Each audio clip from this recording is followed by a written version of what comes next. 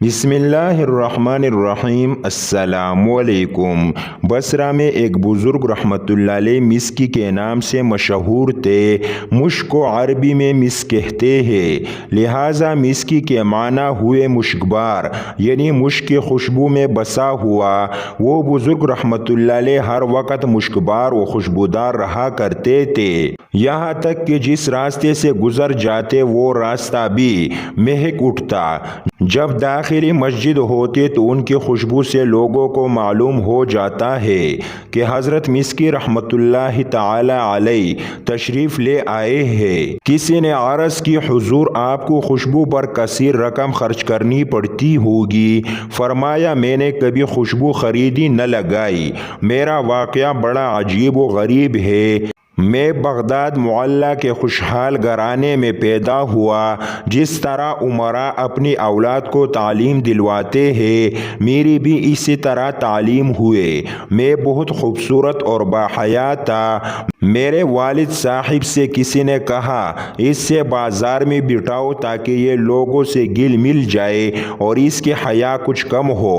چنانچہ مجھے ایک بازار یعنی کپڑا بیچنے والے کی دکان پر بٹھا دیا گیا۔ ایک روز ایک بڑھیا نے کچھ قیمتی کپڑے نکلوائے، پھر بازار سے کہا، میرے ساتھ کسی کو بیچ دو تاکہ جو پسند ہو انہیں لینے کے بعد قیمت اور بقیہ کپڑے واپس لے آئے۔ بازار نے مجھے اس کے ساتھ بیچ دیا۔ بڑھیا مجھے ایک عظیم الشان محل میں لے گئے اور آراستہ کمرے میں بیچ دیا۔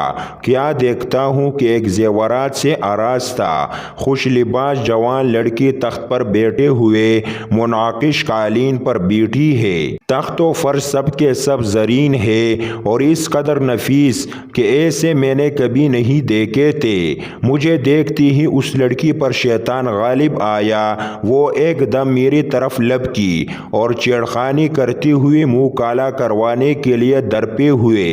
میں نے گھبرا کر کہا، اللہ عز و جل سے ڈرے، مگر اس پر شیطان پوری طرح مسلط تھا۔ جب میں نے اس کی زد دی کی تو گناہ سے بچنے کی ایک تجویز سوچ لی اور اس سے کہا، مجھے استنجا خانے جانا ہے۔ اس نے آواز دی تو چاروں طرف سے لونڈیاں آ گئی۔ اس نے کہا، اپنے آقا کو بیت الخلاء میں جانے دو۔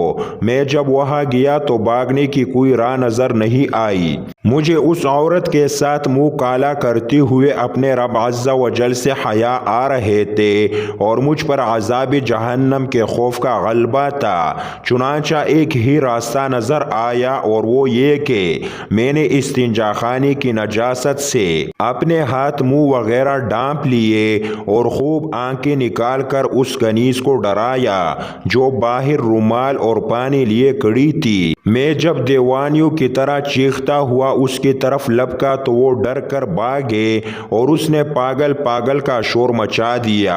سب لونڈیاں اکٹھی ہو گئی اور انہوں نے مل کر مجھے ایک ٹاٹ میں لپیٹا اور اٹھا کر ایک باغ میں ڈال دیا۔